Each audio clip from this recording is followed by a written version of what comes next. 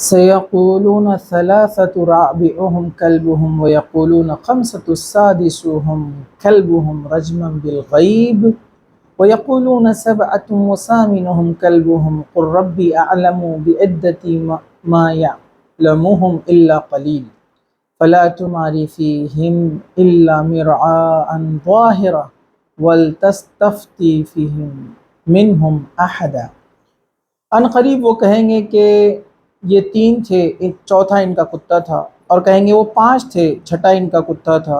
بن دیکھے پتھر پھینکتے ہوئے کہیں گے یہ اپنے جو ہے اٹکیل لگاتے ہیں، اور کچھ کہیں گے کہ وہ 7 تھے اور 8واں ان کا کتا تھا۔ کہہ دیجئے کہ میرا رب زیادہ بہتر جانتا ہے کہ ان کی تعداد کتنی تھی، وہ لوگ کتنے تھے اصحاب کہف، انہیں بہت تھوڑے لوگ کے سوا کوئی نہیں جانتا، سو تو ان کے بارے میں سرسری بحث کے سوا کوئی بحث نہ کر، اور ان لوگوں کے سامنے کسی سے اس کے بارے میں فیصلہ طلب نہ کر۔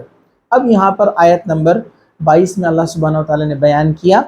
کہ جو اصحاب کہف تھے اس کے بارے میں یہود اور نصارہ میں چرچا چلا کرتی تھی کہ اصحاب کہف کون تھے اور کتنے تھے۔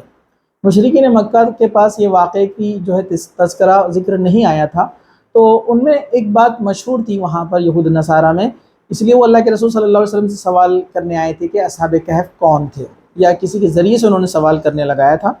تو اصحاب کہف کے بارے میں وہ کہتے تھے کہ وہ 3 تھے، چوتھا ان کا کتا تھا، وہ 5 تھے، چھٹا ان کا کتا تھا۔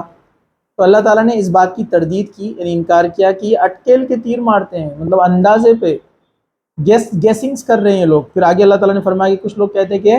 وہ 7 تھے اور 8واں ان کا کتا تھا، لیکن اس اسٹیٹمنٹ کو، اس قول کو اللہ تعالیٰ نے رد نہیں کیا، بلکہ آگے بات بیان کر دی کہ اللہ بہتر جانتا ہے۔ مطلب اس سے 2 باتیں پتہ چلتی ہے کہ آخری والے قول کو اللہ سبحانہ تعالیٰ نے انکار نہیں کیا کہ وہ 7 تھے اور 8واں ان کا کتا تھا،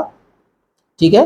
اس کے بعد لیکن اللہ تعالیٰ نے کہا کہ اللہ بہتر جانتا ہے کہ ان کی تعداد کتنی تھی۔ مطلب جس چیز کے بارے میں اللہ سبحانہ تعالیٰ نے آپ کو وضاحت نہیں کی ہے، ڈیٹیلز میں نہیں بتایا ہے، تو آپ اس میں بحث میں نہ پڑے اور اس میں زیادہ کھوج بین میں نہ لگے، بلکہ اس کے تعلق سے امام ابن تیمیہ رحمۃ اللہ علیہ بہت بہترین بات لکھتے ہیں۔ وہ کہتے ہیں اگر کسی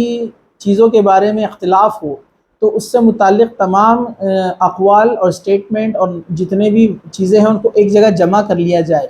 اور اس میں جو صحیح چیزیں ان کو بیان کر دیا جائے، اور اس میں صحیح تر یعنی جو قریب تر جو صحیح ہو، جو چیز کلوز ہو سچائی کے، اس کو بھی رکھ دیا جائے، اور اس کے بعد کہہ دیا جائے کہ واللہ عالم، اللہ بہتر جانتا ہے، اور اس میں کسی معاملے میں ڈسپیوٹ اور بحث نہ کیا جائے۔ یہ یہاں پر امام ابن تیمیہ نے بہت بہترین بات یہاں پر کہی ہے، اور کہا کہ اس کے بارے میں کوئی اور فیصلہ نہ لیا جائے۔ یہی بات اللہ کے رسول صلی اللہ علیہ وسلم کو بھی بیان کی گئی ہے کہ یہ اس طرح کا واقعہ تھا۔ کچھ لوگ اس طرح سے اس کے تعلق سے اختلاف یعنی کانٹرڈکشن کرتے ہیں، بلکہ اللہ بہتر جانتا ہے وہ کیا تھا، اور آپ جو ہے اس بارے میں کوئی فیصلہ نہ کرے، بس لوگوں کو بیان کر دے۔ اس میں اللہ تعالیٰ کی کیا حکمتیں ہیں؟ سب سے پہلی چیز، اللہ تعالیٰ آزمانا چاہتا ہے، ٹیسٹنگ، آزمائش،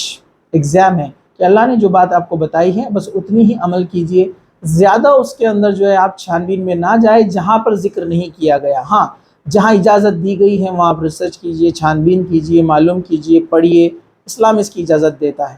تیسرا، اللہ تعالیٰ نے آپ کو ان چیزوں کے بارے میں الجھنے کے لیے نہیں کہا ہے جو قیامت کے دن آپ کے لیے حساب و کتاب نہیں تھے، کہ اصحاب کہف کی تعداد کتنی تھی، اس کا قیامت کے دن آپ کو حساب نہیں ہونے والا ہے، بلکہ آپ اس واقعے سے صرف وہ چیزیں لیجئے جو آپ کے کام کی ہے، کہ ان کا ایمان کو قبول کرنا، اس پر مضبوطی سے جمے رہنا، لوگوں کو دعوت دینا، بادشاہ کو دعوت دینا، اور اپنے ایمان کے کھو جانے کے ڈر سے بچنے کے لیے جو ہے غار میں پناہ لے لینا۔ تو یہ تمام چیزیں جو ہے غور فکر کرنے والی ہے، نہ کہ ہم ان چیزوں پہ پڑ جائے۔ تو اکثر ہوتا ہے ہم جو ریئل ٹیچنگز ہے، جو تعلیمات ہے، اس کو چھوڑ دیتے ہیں، اور ہم لگ جاتے ہیں ان چیزوں کے پیچھے جو آپ کے کام کی نہیں ہے۔ اللہ تعالی ہم سب کو جو ہے نیک توفیق عطا فرمائے۔